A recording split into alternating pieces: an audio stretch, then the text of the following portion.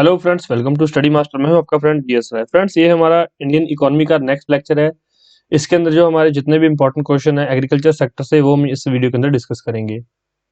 जिन्होंने अभी तक पुराने लेक्चर्स नहीं देखे हैं, डिस्क्रिप्शन बॉक्स में लिंक दिया गया है। इंपॉर्टेंट क्वेश्चन के नाम से एक लिंक है, वो देख लीजिए। वहां पर आपको सारे जितने भी इंपॉर्टेंट क्वेश्चन है वो मिल जाएंगे। डेली आपके लिए वीडियो आ रही है, डेली आपके लिए वीडियो लेक्चर आ रहा है, जिसमें कि आपको क्या करवाया जा रहा है। रोजाना या तो साइंस के क्वेश्चन होते हैं, या हिस्ट्री, या पॉलिटी, या इकोनॉमी, या जियोग्राफी और एनवायरनमेंट। इन सभी सब्जेक्ट के क्वेश्चन आपको यहाँ पर कवर करवाए जा रहे हैं। ये क्वेश्चन आपके लिए UPSC, Haryana public service commission HCS, Rajasthan PCS, और Himachal Pradesh PCS, BPSC, UP PCS, ये सभी के लिए इक्वली फायदेमंद रहेंगी। इसके अलावा किसी को कोई भी डाउट हो तो आप हमें कॉल करके या व्हाट्सएप करके पता कर सकते हैं, और आप नीचे कमेंट भी कर सकते हैं। और ये पेड स्टडी मटेरियल और टेस्ट सीरीज के लिए हमारे फोन नंबर्स हैं 9896160956। तो इस फोन नंबर पर आप कॉल मैसेज करके भी आप लोग स्टडी मटेरियल और टेस्ट सीरीज के बारे में पता कर सकते हैं। चलिए शुरू करते हैं लेक्चर फटाफट से। फर्स्ट क्वेश्चन देखिए यहाँ पर, भारतीय खाद्य निगम के खाद्यान्न के लिए खाद्यान्नों की आर्थिक लागत में न्यूनतम समर्थन मूल्य और किसानों को भुगतान किए गए बोनस, यदि कुछ है तो, के साथ साथ और क्या शामिल है। तो भारतीय खाद्य निगम के लिए खाद्यान्नों की आर्थिक लागत में न्यूनतम समर्थन मूल्य और किसानों को भुगतान किए गए बोनस के साथ साथ और क्या शामिल है। देखिए यहाँ पर, परिवहन लागत नहीं दी जाती, ब्याज लागत ये भी नहीं दी जाती, तो प्रापण, प्रासंगिक प्रभार या फिर वितरण लागत। तो राइट आंसर क्या है, प्रापण, प्रासंगिक प्रभार तथा वितरण लागत किसानों को दी जाती है। ध्यान देखिए, काफी इंपॉर्टेंट क्वेश्चन है, आईएएस 2019 में पूछा गया क्वेश्चन है कि भारतीय खाद्य निगम के खाद्यान्नों की आर्थिक लागत में एमएसपी के साथ साथ किसानों को और क्या दिया जाता है, बोनस के साथ और क्या दिया जाता है। तो उसके साथ वितरण लागत या फिर प्रासंगिक प्रभार की लागत दी जाती है। नेक्स्ट क्वेश्चन देख लीजिए, भारत द्वारा आयातित कृषि जिन्सों में पिछले 5 वर्षों में निम्नलिखित में से किस एक के मूल्य के आधार पर अधिकतम आयात रहा है। तो सबसे ज्यादा आयात 2019 में। तो यहाँ पर ये देख लीजिए, यहाँ पर 2019 का आयात है, तो आप बजट आता है, बजट के बारे में देख लिया कीजिए। इकोनॉमिक सर्वे वो पढ़ लिया कीजिए, और कुछ भारतीय सरकार की रिपोर्ट्स आती हैं, उन रिपोर्ट्स में इंपॉर्टेंट कुछ डाटा होता है कि क्या ज्यादा आयात किया गया, क्या ज्यादा निर्यात, इंपोर्ट एक्सपोर्ट, सबसे ज्यादा आयात करने वाला कंट्री कौन सा है, सबसे कम आयात करने वाला कंट्री कौन सा है। तो ये रिपोर्ट्स के अंदर कुछ चीजें होती हैं जो आपको स्टडी मास्टर बिल्कुल अच्छे से करवाता है। जब आपका कोई भी एग्जाम होता है तो एग्जाम से पहले सारी रिपोर्ट्स से रिलेटेड एक वीडियो बनाया जाता है। तो किसी को कोई डाउट हो तो आप मुझे पूछ लीजिए नीचे कमेंट करके। तो ये सारी चीजें उसमें से यहाँ पर आपको करवाई जाती हैं।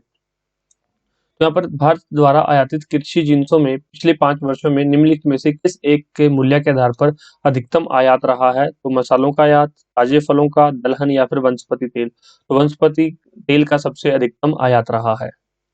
नेक्स्ट क्वेश्चन देखो यहाँ पर, कृषि उत्पादन में काष्ठ के हल के स्थान पर इस्पात के हलों का उपयोग निम्नलिखित में से किसका उदाहरण है। तो काष्ठ होता है लकड़ी, लकड़ी के हल के स्थान पर अगर हम इस्पात का हल मतलब लोहे का या फिर किसी मेटल का हल यूज करेंगे तो उसका क्या फायदा होगा, वो किसका एक उदाहरण है। श्रम बढ़ाने वाली प्रौद्योगिकी प्रगति। तो इसमें अगर मान ली लकड़ी की जगह पे हम लोहे का या इस्पात का हल यूज करेंगे तो क्या श्रम बढ़ेगा, नहीं बढ़ेगा। पूंजी बढ़ाने वाली प्रौद्योगिकी प्रगति, तो बिल्कुल ठीक है, क्योंकि जब आप कास्ट के हल से कुछ भी खेत की खुदाई करेंगे और लोहे के हल से खेत की खुदाई करेंगे या जुताई करेंगे, तो सबसे ज्यादा कौन सा फायदेमंद रहेगा, लोहे वाला। तो इससे क्या होगी, आपकी पूंजी बढ़ेगी, और ये पूंजी बढ़ाने वाली प्रौद्योगिकी का प्रगति का एक एग्जाम्पल है, एक उदाहरण है। तो सही उत्तर क्या है यहाँ पर, बी। नेक्स्ट क्वेश्चन देखिए, भारत में निम्नलिखित में से किसकी कृषि एवं संबंध गतिविधियों में ऋण के वितरण में सबसे अधिक हिस्सेदारी है।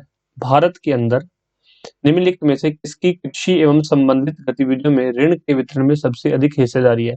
वाणिज्यिक बैंकों की, सहकारी बैंकों की, क्षेत्रीय ग्रामीण बैंकों की, या फिर सूक्ष्म वित्त माइक्रो फाइनेंस संस्थाओं की, माइक्रो फाइनेंस इंस्टीट्यूशन की। सही उत्तर क्या है, वाणिज्यिक बैंकों की सबसे ज्यादा भागीदारी है। सही उत्तर है ए। नेक्स्ट क्वेश्चन पर चलते हैं, निम्नलिखित पर विचार कीजिए। यहाँ पर कुछ दिया हुआ है, सुपारी, जौ, कॉफी, रागी, मूंगफली, तिल और हल्दी। 7 चीजें देखी है। उपयुक्त में से इनके न्यूनतम समर्थन मूल्य की घोषणा आर्थिक मामलों की कैबिनेट समिति ने की है।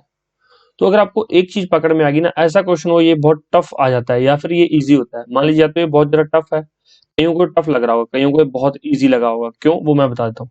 टफ क्यों लगा, जिन्होंने नहीं पढ़ा कुछ भी उनको तो टफ है कि यार ये 7 है, 7 में से अगर एक भी गलत हो गया तो पूरा ऑप्शन गलत हो जाएगा। 2 नंबर तो वैसे कटेंगे कि ये गलत हो गया, और 0.66 वैसे माइनस हो जाएंगे क्योंकि गलत होगा तो ये दूसरे 0.66 सही वाले भी खराब करेगा, तो उनके तो लिए टफ हो गया। और जिनको पता है कि सुपारी के लिए न्यूनतम समर्थन मूल्य की घोषणा नहीं की गई है, सुपारी के लिए न्यूनतम समर्थन मूल्य की घोषणा नहीं की गई है, तो एक हटा देते हैं, इसमें एक है इसको हटा दो, इसमें भी एक है इसको भी हटा दो, इसमें एक इसको हटा दो, तो राइट आंसर क्या बचा? बी। तो ऐसे आप कर सकते हो।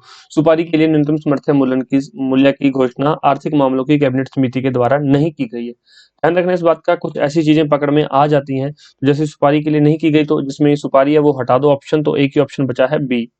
अब देख लीजिए किस किस के बारे में जो न्यूनतम समर्थन मूल्य की घोषणा की गई है, तो जौ के बारे में की गई है, उसके अलावा रागी के लिए की गई है, रागी के अलावा मूंगफली के लिए की गई है, और तिलों के लिए की गई है। हल्दी के लिए नहीं की गई, सुपारी के लिए नहीं की गई, कॉफी के लिए न्यूनतम समर्थन मूल्य की घोषणा नहीं की गई। ठीक है, तो मैं मानता हूं कि इजी क्वेश्चन में से एक था। नेक्स्ट क्वेश्चन देखिए, भारत में जैविक कृषि के संदर्भ में निम्नलिखित कथनों पर विचार कीजिए।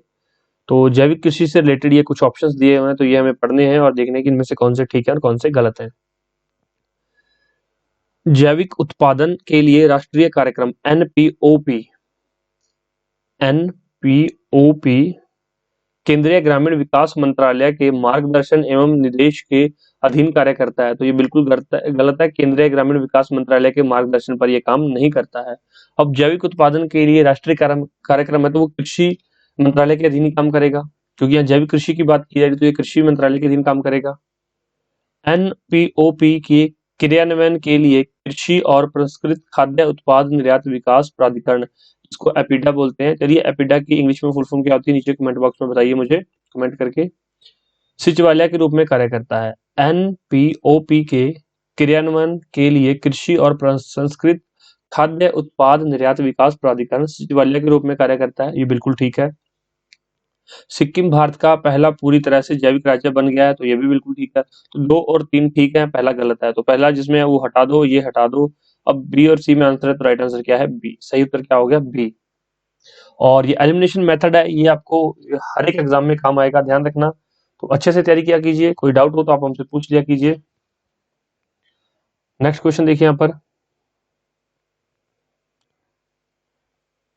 एनएसएसओ एनएसएसओ के 17वें चक्र द्वारा संचालित कृषक कुटुंबों की स्थिति आकलन सर्वेक्षण के अनुसार निम्नलिखित कथनों पर विचार कीजिए। एनएसएसओ के 17वें चक्र द्वारा संचालित कृषक कुटुंबों की स्थिति आकलन सर्वेक्षण के अनुसार निम्नलिखित कथनों पर विचार कीजिए। ऑप्शन देखिए यहाँ पर, राजस्थान में ग्रामीण कुटुंब में कृषि कुटुंबों का प्रतिशत सर्वाधिक है, तो राजस्थान के अंदर ग्रामीण कुटुंबों में कृषि कुटुंबों का प्रतिशत सर्वाधिक है, तो ये बिल्कुल ठीक ऑप्शन है। नेक्स्ट देखिए, देश के कुल कृषि कुटुंबों में 60% से अधिक ओबीसी के अंदर आते हैं, तो ये बिल्कुल गलत ऑप्शन है। ये केरल में 60% से अधिक कुछ अधिक कृषि कुटुंबों ने यह सूचना दी कि उन्होंने अधिकतम आय गैर कृषि स्रोतों से प्राप्त की गई है, तो ये उस समय करंट अफेयर के अंदर ये आया हुआ था। ये तभी ये क्वेश्चन है, आईएएस 2018 में है, तो ये जो है करंट अफेयर के अंदर था, इसलिए क्वेश्चन यहाँ पर पूछा गया है। तो इसका राइट आंसर क्या है? 1 और 3। अगर मान लीजिए कुछ आपको समझ में नहीं आ रहा, तो मैं बिल्कुल आपको बताता हूँ कि ये आपकी समझ में क्यों नहीं आ रहा। अब ये क्वेश्चन है, ये जनरली अगर मान लीजिए आपने जितनी मर्जी इकोनॉमी पढ़ी है, आपको ये क्वेश्चन नहीं आएगा जब तक आपने 2018 के करंट अफेयर नहीं पढ़े हुए। तो ये 2018 के करंट अफेयर से क्वेश्चन था, इसलिए आपकी शायद समझ में ना आया हो।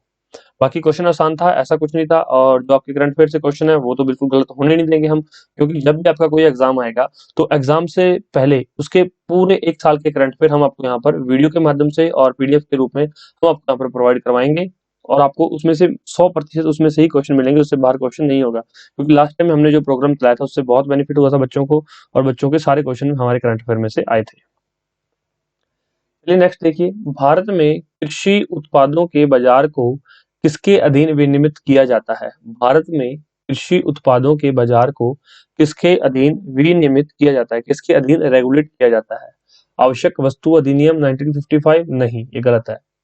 राज्यों द्वारा अधिनियमित कृषि उत्पाद विपणन समिति अधिनियम, तो ये बिल्कुल ठीक है। भारत के अंदर जितने भी कृषि उत्पाद हैं उसको बाजार को कौन कौन विनियमित या फिर कौन रेगुलेट करता है? तो वो स्टेट की अधिनियमित कृषि उत्पाद विपणन समिति अधिनियम इसको जो रेगुलेट करता है। सही उत्तर क्या है? बी।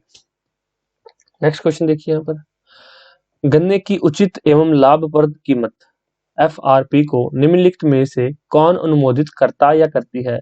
तो गन्नों की उचित एवं लाभप्रद कीमत को निम्नलिखित में से कौन अनुमोदित करता है या फिर करती है? चार ऑप्शन यहाँ पर दिए गए हैं। आर्थिक मामलों की मंत्रिमंडल समिति, कृषि लागत और कीमत आयोग, कृषि मंत्रालय का विपणन और निरीक्षण निदेशालय या कृषि उत्पादन विपणन समिति। सही उत्तर क्या है? तो गन्ने की उचित एवं लाभप्रद कीमत कौन डिसाइड करता है?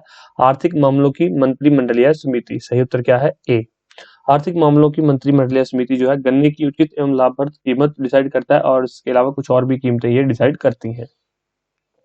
ये जब मैंने लेक्चर दिया था उसमें मैंने आपको अच्छे से बताया था कि ये कौन कौन सी कीमतें या कुछ किसके बारे में ये डिसीजन देती है आर्थिक मामलों की मंत्रिमंडलीय समिति। तो लेक्चर्स जरूर देखा करो, जीएस के लेक्चर्स कंप्लीट करवा रखे हैं, डिस्क्रिप्शन बॉक्स में लिंक दिया गया है, हिंदी में भी लेक्चर्स हैं, इंग्लिश में भी लेक्चर्स हैं और भी डेली आपको जो है स्टडी मास्टर यूट्यूब चैनल पर लेक्चर मिल जाते हैं, डेली लेक्चर अपलोड किए जाते हैं। तो चैनल को सब्सक्राइब कर लो और साथ में बेल आइकन दबा लो ताकि जब भी कोई वीडियो है आपको उसका नोटिफिकेशन मिल जाए, जब भी कोई लेक्चर है आपको उसका नोटिफिकेशन मिल जाए। नेक्स्ट देखिए यहाँ पर, हैंडबुक ऑफ एग्रीकल्चर प्रकाशित कौन करता है? हैंडबुक ऑफ एग्रीकल्चर प्रकाशित किसके द्वारा की जाती है? यहाँ पर चार ऑप्शन आपको दिए गए हैं, देखिए यहाँ पर ऑप्शन पढ़ लीजिए एक बार।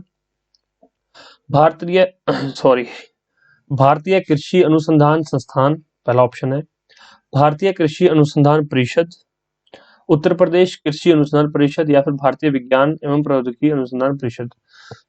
तो हैंडबुक ऑफ एग्रीकल्चर कौन प्रकाशित करता है? भारतीय कृषि अनुसंधान परिषद। इसकी स्थापना कब की गई थी? 1929 में। तो ये क्वेश्चन कभी पूछ लिया जाएगा कि हैंडबुक ऑफ एग्रीकल्चर की प्रकाशित कौन करता है? भारतीय कृषि अनुसंधान परिषद और इसकी स्थापना कब की गई थी? 1929 में इसकी स्थापना की गई थी। चलिए नेक्स्ट देखिए क्वेश्चन,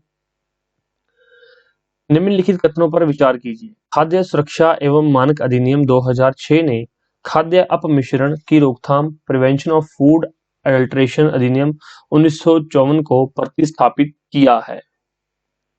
तो दोबारा से पढ़ देते हैं, ये थोड़ा सा लेंथी हो गया। खाद्य सुरक्षा एवं मानक अधिनियम 2006 ने खाद्य अपमिश्रण की रोकथाम प्रिवेंशन ऑफ फूड अल्टरेशन अधिनियम 1954 को प्रतिस्थापित किया है। तो बिल्कुल किया है, राइट आंसर ये ठीक है। भारतीय खाद्य सुरक्षा एवं मानक प्राधिकरण food safety and standard authority of India FSSAI चलिए FSAI की फुल फॉर्म नीचे कमेंट करके मुझे बताइए और इसकी स्थापना कब की गई थी, ये क्या काम करता है? केंद्रीय स्वास्थ्य एवं परिवार कल्याण मंत्रालय में स्वास्थ्य सेवा महानिदेशक के प्रभार में है। तो food safety and security authority of India ये परिवार मंत्रालय के अधीन नहीं है, स्वास्थ्य सेवा महानिदेशक के प्रभार में नहीं है, इसलिए गलत हो गया। तो इसका सही उत्तर क्या है? राइट आंसर है ए, केवल एक इसमें जो है सही है। इस नंबर पर फोन करके आप study material, paid study material और टेस्ट सीरीज के बारे में पता कर सकते हैं 9896160956।